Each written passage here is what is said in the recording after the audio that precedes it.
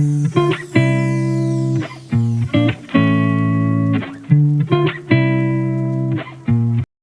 Everyone, welcome back to my channel. कैसे हो आप मेरे चैनल पर? तो प्लीज़ चैनल को सब्सक्राइब कर देना। वीडियो अच्छा लगे तो लाइक करना, कमेंट जरूर से कर देना। तो हम अपने fan fiction the book of dreams का नेक्स्ट पार्ट को स्टार्ट करते हैं। लास्ट पार्ट में हमने देखा था कि विंग फिर से अपने ड्रीम में जा चुका था, जहाँ पर जब वी भूषण की आइज ओपन हुआ था तब अपने सामने लानवांग जी को देखकर उसे लगा था लानवांग जी भी शायद उससे बहुत ज़्यादा नफरत करते हैं। वो अपनी इस सिचुएशन को, अपने इस लॉस को झेल नहीं पा रहा था। वो अपनी चीज़ें को खो चुका है, ये चीज़ वो बर्दाश्त नहीं कर पा रहा था। इसी वजह से वो बहुत ज़्यादा गुस्सा था लानवांग जी के ऊपर, एंड उसी भड़ास को निकालने के लिए उसने लानवांग जी के ऊपर एक शार्प ऑब्जेक्ट से अटैक भी कर दिया था। ये सब देखने के बाद विंग का नींद जब खुल गया था वो बहुत ज़्यादा घबरा गया था। विंग को समझ नहीं आ रहा था कि वो ये सब क्या देख रहा है। विंग को ऐसे घबराया हुआ देखकर वांग जी विंग को संभालने की कोशिश करता है। उसके बाद वो विंग को कहता है कि वो विंग को उसके घर तक छोड़ देगा। विंग और वांग जी कार में साइलेंटली बैठे हुए थे। वांग जी फुल फोकस के साथ ड्राइविंग में ध्यान दे रहा था, एंड वही विंग साइलेंटली बैठा हुआ था। विंग अभी वांग जी से बात कर रहा था। वो पहली बार वांग जी के साथ इतने लंबे टाइम तक है, लेकिन उसके दिमाग में अभी वही सारे सपनों के फ्लैशबैक्स चल रहे थे। विंग को आज भी किसी का चेहरा नहीं याद और ना ही किसी का नाम याद है। विंग को बहुत अच्छे से हर एक सीन याद है, लेकिन बस उन लोगों का नाम और चेहरा छोड़कर, जो काफ़ी ज़्यादा ब्लर था।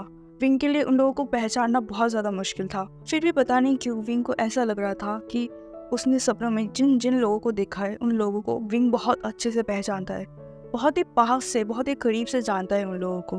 फिर भी विंग पता नहीं लगा पा रहा है कि वो लोग कौन है जिन्हें विंग इतने अच्छे से जानता है, फिर भी उनका चेहरा विंग याद नहीं कर पाता। विंग अभी भी अपने आंखों को टाइटली बंद करके ये सब सोचे जा रहा था। तभी वांग जी अपनी गले को साफ करता है एंड विंग की तरफ देखकर कर्सन विंग का नाम लेता है, जिससे विंग अपने ख्यालों की दुनिया से बाहर आता है एंड वांग जी की तरफ देखता है। हाँ हाँ वांग जी। तभी वांग जी विंग की तरफ देखते हुए कहता है, मुझे लगता है तुम ठीक नहीं हो। अगर तुम चाहो तो हम हॉस्पिटल जा सकते हैं। तो विंग एक ऑकवर्डली स्माइल करते हुए कहता है, नहीं नहीं, हॉस्पिटल जाने जैसा मेरे साथ कुछ नहीं हुआ है। फिर विंग एक गहरा सा सांस भरता है एंड सामने देखते हुए कहता है, शायद तुम्हें अजीब लगेगा, लेकिन लाइब्रेरी में जब मैं सो गया था तब मुझे एक अजीब सा ड्रीम आया था, जो बहुत ही ज़्यादा अजीब था, जिस वजह से जब मैं उस ड्रीम से जाग गया था तो मैं पैनिक करने लगा था। यह सुनते ही वांग जी विंग की तरफ देखते हुए कहता है, अजीब ड्रीम कैसा? तो विंग अपनी सर को शेक करते हुए कहता है, मुझे नहीं पता, वो बहुत ही वियर्ड ड्रीम था। एंड सबसे ज़्यादा वियर्ड थिंग तो ये है कि जब भी मैं उस ड्रीम से जाग जाता हूँ तो मुझे उस ड्रीम का कोई भी पर्सन याद नहीं रहता। मुझे उस ड्रीम का हर एक चीज़ याद रहता है, लेकिन सिर्फ उन लोगों का फेस और नाम के अलावा। ऐसा कहते हुए वो सीरियसली सामने की तरफ दिख रहा था। रोड पूरा खाली था, ऐसा लग रहा था बस उस रोड से उन दोनों की कार ही जा रहा था। वांग जी भी सीरियसली अपनी कार को ड्राइव कर रहा था। तभी विंग को कुछ याद आता है एंड वो वांग जी की तरफ तुरंत ही देखते हुए कहते हैं, वैसे लाइब्रेरी में मैं जिस बुक के ऊपर सो गया था वो तो तुम्हारा बुक था ना? मैंने मुझे बताया था कि तुमने उस बुक को लाइब्रेरी में ला के रखा था। ये सुनते ही वांग जी विंग की तरफ बिना देखे अपने सिर को नोट कर देता है। तो विंग सॉरी कहते हुए कहता है, मुझे माफ़ कर देना, मैं तुम्हारी बुक के ऊपर सो गया। आई होप उस बुक का पेज मेरी वजह से ख़राब ना हुआ होगा। तो वांग जी कहता है कि नहीं, उसने देख लिया था, उस बुक का कोई भी पेज गंदा नहीं हुआ है, एंड विंग चाहे तो वो बुक पढ़ सकता है। वांग जी लाइब्रेरी में उस बुक को रखा है ताकि लोग उस बुक को पढ़े। ये सुनते ही विंग वांग की तरफ देखता है एंड ऑकवर्डली स्माइल कर देता है। और कुछ ही मिनट के अंदर ही वांग जी अब विंग की घर की बिल्डिंग के बिल्कुल सामने खड़ा हुआ था। वांग जी विंग को अंदर जाने के लिए बोल देता है। विंग ने वांग जी को ऑफर किया था कि वो एक बार विंग के घर आके चाय पी जाए, लेकिन वांग जी ने मना कर दिया था। उसने कहा था कि वो किसी और दिन विंग के घर आएगा। विंग स्माइल करता है एंड अगेन वांग जी को थैंक यू बोलकर वहाँ से चला जाता है। वांग जी अभी भी वही खड़ा हुआ था एंड विंग को जाते हुए देख रहा था। वो जगह काफ़ी ज़्यादा अंधेरा था जहाँ पे वांग जी खड़ा हुआ था। अपने अपार्टमेंट में पहुंचते ही विंग तुरंत ही अपनी घर की लाइट्स ऑन कर देता है और फ्रेश होने के लिए वॉशरूम चला जाता है। थोड़ी ही देर में विंग नहा धो के बिल्कुल फ्रेश होकर आ चुका था। उसे भूख लग रही थी, लेकिन अभी उसे कुकिंग करने का बिल्कुल मन नहीं था, इसलिए वो इंस्टेंट नूडल्स बनाने के बारे में सोचता है। वो किचन में जाता है और नूडल्स बनाने लगता है। कुछ ही मिनट के अंदर जब उसका नूडल्स बिल्कुल बन चुका था, वो अपने बाउल को लेता है एंड बैल्कनी की तरफ जाकर वहाँ बैठ के खाने के बारे में सोचता है। जब वो बालकनी में पहुंचता है एंड बाहर की तरफ देखने लगता है तो बाहर बिल्कुल अंधेरा था। विंग अपने मन में सोचता है, रोज तो यहाँ पे एक लाइट जलता था, लेकिन आज इतना अंधेरा क्यों है। ऐसा सोचते हुए वो नीचे की तरफ झांकने लगता है। विंग का अपार्टमेंट बिल्डिंग के 3rd फ्लोर में था, तो विंग को नीचे कुछ साफ दिख नहीं रहा था, लेकिन उसे ऐसा लग रहा था कि कोई तो वहाँ पे खड़ा हुआ है। जो सोचते विंग की पूरी बॉडी शिवर करने लगा था। एक तो विंग को भूतों से डर लगता है, ऊपर से वो अपार्टमेंट में अकेला है। विंग के दिमाग में ये सब हिट करते ही विंग तुरंत अपने नूडल्स के बाउल को उठाता है एंड भाग के अंदर चला जाता है। उसने तुरंत ही अपनी बालकनी के सारे विंडोज को बंद कर दिया था, ताकि कोई भूत भी हो तो वो अंदर ना आ सके। विंग अपने लिविंग रूम में जाता है एंड अपने फेवरेट शो को देखते हुए अपने नूडल्स को एंजॉय करने लगता है। अब हमें कुछ घंटे बाद का सीन दिखाया जाता है। विंग चैन से अपने बेड पर सो रहा था। बेड पे आते ही उसे बहुत तेज की नींद आ गई थी एंड वो तुरंत ही सो गया था। तभी हमें एक पर्सन दिखाया जाता है जो फिर से विंग की उस ओपन विंडो से अंदर आता है एंड विंग के सामने आके खड़ा हो जाता है। लान वांग जी अपनी शाइन गोल्डन आइज से बस विंग को ही घूर रहा था। थोड़ी देर विंग को देखने के बाद वो विंग के पास आके बैठ जाता है एंड फिर से विंग को स्पिरिचुअल एनर्जी ट्रांसफर करने लगता है। थोड़ी देर तक विंग को स्पिरिचुअल एनर्जी देने के बाद वांग जी विंग को देखने लगता है, जो चैन से सो रहा था। अभी भी विंग बहुत ज्यादा टायर्ड दिख रहा है। उसे देख के ऐसा लग रहा है कि सोते हुए भी वो बहुत ज्यादा काम कर रहा हो।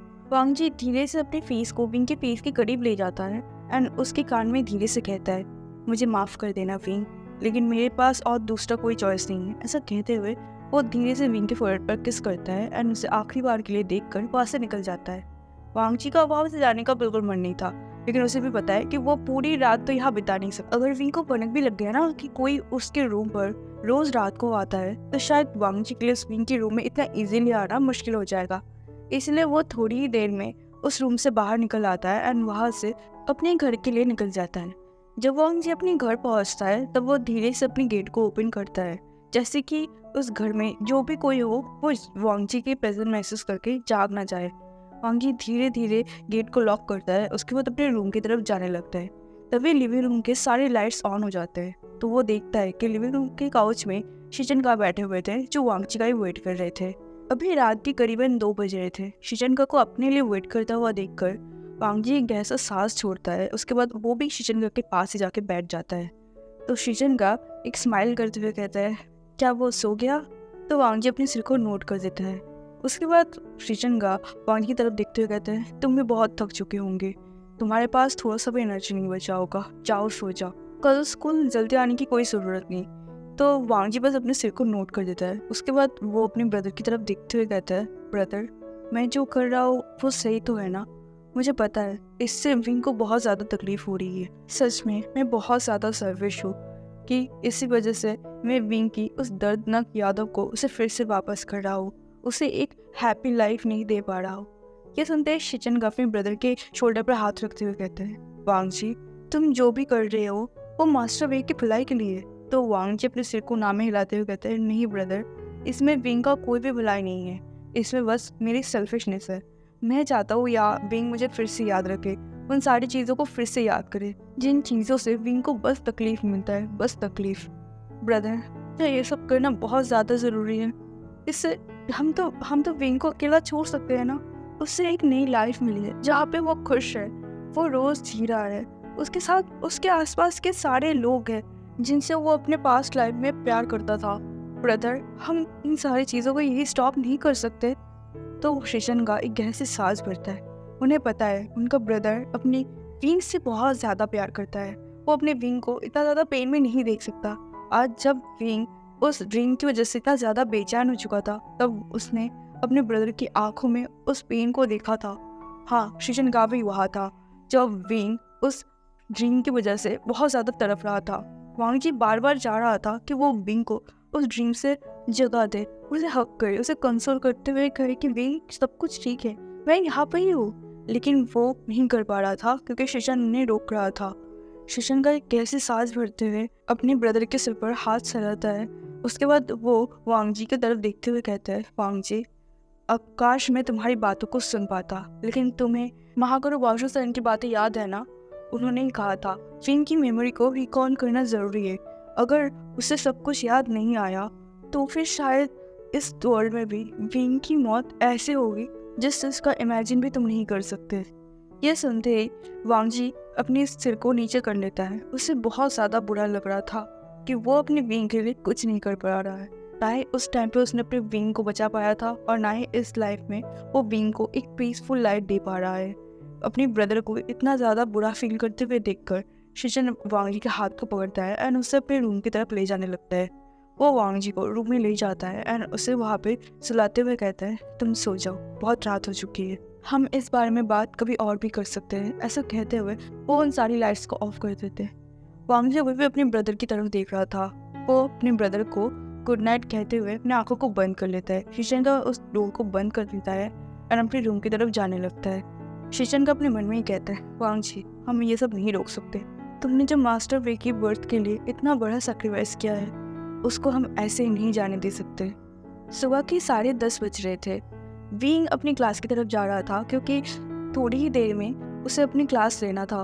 विंग जब अपनी क्लास के सामने पहुंचता है तो देखता है वांग जी ऑलरेडी वहाँ पे अपनी गुजर को लेकर खड़ा हुआ था, जो देख के पहले तो विंग सरप्राइज हो जाता है। विंग वांग जी के सामने जाते हुए कहता है, हेलो लानजान, तुम मेरे क्लास के सामने, क्या आज भी तुम्हारा क्लास है? तो वांग जी अपने सिर को ना में शेक करता है। उसके बाद वो अपनी गुचिन को दिखाते हुए कहता है, तुमने कल मुझे अपने क्लास में इनवाइट किया था ना, लेकिन कल मेरे पास टाइम नहीं था, लेकिन आज है, तो आज मैं तुम्हारा क्लास ज्वाइन करना चाहूँगा। ये सुनते विंग खुश हो जाता है। वो स्माइल करते हुए कहता है, सच में? क्या तुम सच में मेरे साथ मेरी क्लास ज्वाइन करना चाहोगे? तो वांग जी अपने सिर को बस नोट कर देता है, जो देखते ही विंग तुरंत ही खुशी और एक्साइटमेंट के मारे वांग जी के हाथ को पकड़ लिया था एंड उसे अंदर की तरफ ले जाने लगा था। वांग जी को लेकर जब वो अंदर पहुंच जाता है, वो तुरंत अपने सारे स्टूडेंट का ध्यान अपनी तरफ करते हुए कहता है, चलो क्लास मेरी तरफ ध्यान दो, देखो आज हमारी क्लास में कौन आने हैं, कल का टीचर लान वांग जी। मुझे लगता है कल लान वांग जी ने तुम लोगों को अपनी गुचिन का प्यारा सा धुन सुना के अपने वश में कर ही लिया है एंड आज तुम लोग लान वांग जी को देखकर काफी ज्यादा खुश होंगे। ये सुनते ही सारे क्लास हंसने लगे थे, क्योंकि हाँ, उन्हें लान वांग जी का गुचिन प्ले करना काफी ज्यादा पसंद आया था। इसीलिए आधे से ज्यादा क्लास तो स्टाफ रूम में जाकर अपना नाम गुचिन में रजिस्टर करके आया था, जो देखकर विंग स्माइल करते हुए कहता है, आज हमारी क्लास में स्पेशल गेस्ट लान वांग जी है, इसीलिए मेरा नाक मत कटाना, सारे लोग अच्छे से अपना परफॉर्मेंस देना, ओके? ये सुनते ही सारे लोग खुश हो जाते हैं एंड स्माइल करते हुए अपने अपने फ्लूट्स एंड नोट्स बाहर निकलने लगते हैं। विंग भी वहीं पे खड़ा हुआ था, तभी विंग वांग जी को कहता है कि वो अपनी गुर्जन को नीचे रख दे, वो काफी भारी होगा जिसको वांग जी ने कब से कैरी करके रखा है। वांग जी अपने सिर को नोट कर देता है, लेकिन वो अपनी गुर्जन को नीचे नहीं रखता। तभी शुयांग विंग की तरफ अनोइंगली देखते हुए कहता है, पहले आप टीचर वांग जी का हाथ तो छोड़ दीजिए, अगर आप हाथ नहीं छोड़ेंगे तो वो गुचिन कैसे नीचे रखेंगे? शुयांग की बात को सुनते ही विंग को रियलाइज होता है कि वो एक्साइटमेंट के मारे वांग जी के हाथ को कब से पकड़ा हुआ था। जो रियलाइज होते एम्बेरसमेंट के मारे विंग तुरंत ही वांग जी के हाथ को छोड़ देता है, जिससे वांग जी को कुछ खास अच्छा नहीं लगता। विंग का उसके हाथ को पकड़े रखना वांग जी को बहुत ज्यादा अच्छा लगा था। वांग जी अपने गुचिन को नीचे प्लेस करता है, उसके बाद वहीं पे बैठ जाता है। विंग भी साइड के ही एक चेयर पे बैठ जाता है एंड अपने फ्लोर को बाहर निकाल लेता है। एज ए टीचर विंग बहुत ही अच्छा था एंड वो अपने स्टूडेंट्स को बेस्ट से बेस्ट बनाने की कोशिश करता था। इसलिए इस क्लास में जितने भी स्टूडेंट थे, सारे लोग फ्लूट बजाने में काफ़ी ज़्यादा अच्छे थे। सारे लोग एक से बढ़कर एक थे। वांग जी सबका फ्लूट सुन रहा था एंड वांग जी को ये महसूस हो रहा था कि विंग कितना ज़्यादा परफेक्ट है। क्लास के बीच में बार बार विंग का नज़र वांग जी की तरफ जा रहा था, जो विंग की तरफ ही बार बार देख रहा था, जिससे विंग को बहुत ज़्यादा शर्म आ रही थी एंड वो बुरी तरीके से ब्लश कर रहा था। जब विंग का टर्न आता है तब वांग जी विंग को कहता है कि वो उसे कुछ बजा के सुनाए, जिसके रिप्लाई में विंग वांग जी को कहता है कि क्यों ना वो दोनों एक साथ प्ले करे, जिस बात पर वांग जी तुरंत ही मान जाता है। उसके बाद वांग जी विंग की तरफ देखते हुए कहता है, फर्स्ट मैं प्ले करना स्टार्ट करता हूँ, उसके बाद तुम मेरे पीछे पीछे स्टार्ट कर देना। विंग वांग जी से सुनना तो चाहता था कि वो कौन सा नोट प्ले करने वाला है, लेकिन वांग जी ऑलरेडी स्टार्ट कर चुका था, तो विंग ने वांग जी को इंटरप्ट नहीं किया। वो अपने मन में सोचता है कि लाइब्रेरी के ऑलमोस्ट सारे म्यूजिक के नोट्स विंग देख चुका है, तो शायद विंग के लिए ये ज़्यादा मुश्किल नहीं होगा। विंग अपने फ्लूट को पकड़ लेता है एंड वांग जी की तरफ ध्यान से देखने लगता है, जिसने अपने नोट को प्ले करना स्टार्ट कर दिया था। तभी विंग को रियलाइज होता है कि इस नोट को विंग ने पहले कभी नहीं सुना है। विंग अपने मन में ही सोचता है, ये कौन सा नोट है? मैंने आज से पहले कभी इस नोट को नहीं सुना और ना ही मैंने खुद प्ले किया। अब मैं वांग जी को कैसे बताऊँ कि मुझे नहीं आता? विंग अभी भी टेंस में था, लेकिन धीरे धीरे उसका टेंशन गायब हो जाता है एंड वो वांग जी की उस नोट पर खो जाता है। वो अपनी आंखों को बंद कर लेता है। उसके बाद वो फ्लूट को अपने लिप्स के पास ले जाता है एंड नेक्स्ट नोट को प्ले करने लगता है। वांग जी विंग की तरफ ही देख रहा था, जो अभी अपनी आंखों को बंद करके अपनी नोट को प्ले कर रहा था। उन दोनों को देख के ऐसा लग रहा था कि दोनों ही अपने अपने धुन में कहीं खो सा गया है। वांग जी की नजर अभी भी विंग की तरफ ही था। उसकी आंखें धीरे धीरे टेढ़ी होने लगा था, इसलिए वो तुरंत ही अपनी आंखों को बंद करते हैं और अपनी गुचिंग प्लेग पर फोकस करने लगता है। विंग एक झील के पास बैठ के अपनी फ्लूट को प्ले कर रहा था। तभी वांग जी पीछे से आता है एंड विंग का नाम लेता है। विंग धीरे से अपनी आंखों को ओपन करता है। उसने अपने फ्लूट को बजाना बंद कर दिया था। वो वांग जी की तरफ स्माइल करते हुए देखता है। उसके बाद वो अपने पास से हाथ को फैलाते हुए कहता है, लंच जा, यहाँ बैठ जाओ। तो वांग जी जाके विंग के बिल्कुल पास बैठ गया था। उसके हाथ में एक एप्पल था जिसको उसने विंग के लिए लाया था। जो देखते ही विंग तुरंत ही वांग जी के हाथ से उस एप्पल को लेता है एंड उसे खाने लगता है। वांग जी देखता है विंग के फोरहेड पर स्वेट आ चुका था, इसलिए वो अपनी स्लीप से विंग के फोरहेड को साफ करने लगा था। जो देखते ही विंग स्माइल करता है। उसके बाद वो वांग जी को फिर ऑफर करता है। वांग जी एक बाइट लेता है और विंग को वापस रिटर्न कर देता है। तभी विंग उस एप्पल को खाते खाते अपने फ्लूट की तरफ देखता है एंड वांग जी की तरफ देखते हुए कहता है, वैसे लानजान, तुमने अभी तक मुझे नहीं बताया, जिस गाने को तुमने शरण केव में मेरे लिए गाया था उसका नाम तुमने अभी तक नहीं बताया मुझे। तो वांग जी विंग के आंखों को इग्नोर करते हुए कहता है, मैंने तुम्हें इस गाने का नाम पहले ही बता दिया है विंग। तो विंग डिनाई करते हुए कहता है, नहीं लानजान, तुमने नहीं बताया। अगर तुमने बताया होता तो मुझे याद रहता है ना। ये सुनते ही वांग जी विंग की तरफ देखते हुए कहता है, तुम्हें लगता है तुम्हें याद रहता? तुम्हें खुद भी पता है तुम्हारा मेमोरी कितना पोर है। ये सुनते ही विंग को थोड़ा सा एम्बैरेस फील होता है। वो हंसते हुए कहता है, अय्या, तुम्हें पता है ना कि मुझे कुछ याद नहीं रहता, प्लीज अब बता भी दो। देखो इस बार बता दो, नेक्स्ट टाइम से पक्का मैं याद रखूंगा। ये सुनते ही वांग जी विंग के साथ अपने आई कांटेक्ट को ब्रेक करता है और सामने देखने लगता है। वांग जी के रिएक्शन देख के ऐसा लग रहा था कि वो विंग को अभी कुछ नहीं बताने वाला, जिससे विंग अभी वांग जी के सामने जाकर बैठ जाता है एंड वांग जी से बेग करने लगता है कि प्लीज वांग जी उसे बता दे कि इस सॉन्ग का नाम क्या है। लेकिन वांग जी को टस से मस्त होता ना देखकर विंग वांग जी के हाथ को पकड़ते हुए कहता है, मुझे माफ कर दो ना, नेक्स्ट टाइम से पक्का याद रखूंगा। देखो प्लीज मुझे बता दो, मैं सच में जानना चाहता हूँ, क्या तुम मरने से पहले मेरी आखिरी विश तक पूरा नहीं कर सकते? ये सुनते ही वांग जी तुरंत ही विंग की तरफ देखता है। उसे विंग की बातें बिल्कुल अच्छा नहीं लगा था, जो उसके एक्सप्रेशन से ही समझ आ रहा था। वांग जी के ऐसे रिएक्शन देखकर विंग एक स्माइल करता है एंड वांग जी की तरफ देखते हुए कहता है, देखो तुम्हें भी पता है मेरे पास ज्यादा टाइम नहीं है, इसलिए मैं मर जाऊँ उससे पहले मुझे बता दो कि इस सॉन्ग का नाम क्या है, नहीं तो तुम पूरी जिंदगी रिग्रेट करोगे। विंग की बातें कंप्लीट होता उससे पहले वांग जी ने विंग को बहुत ही कस के हक कर लिया था, जैसे कि उसे डर हो कि विंग अभी शायद हवा में गायब हो जाए।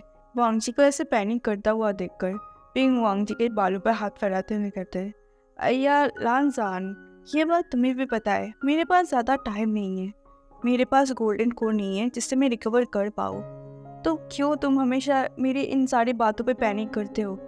प्लीज़ लानजान, सच को एक्सेप्ट करो और मूव ऑन कर जाओ। मैं नहीं चाहता कि मेरे मरने के बाद तुम ऐसे रहो। ये सुनते ही वांग जी तुरंत ही विंग को अपने से थोड़ा सा दूर करता है और विंग की तरफ गुस्से में देखते कहता है, विंग चुप हो जाओ, मैंने तुमसे कितनी बार कहा है कि तुम ऐसी बातें नहीं करोगे। वांग जी विंग को डांट तो रहा था, लेकिन उसकी आंखें बिल्कुल टेढ़ी हो चुका था।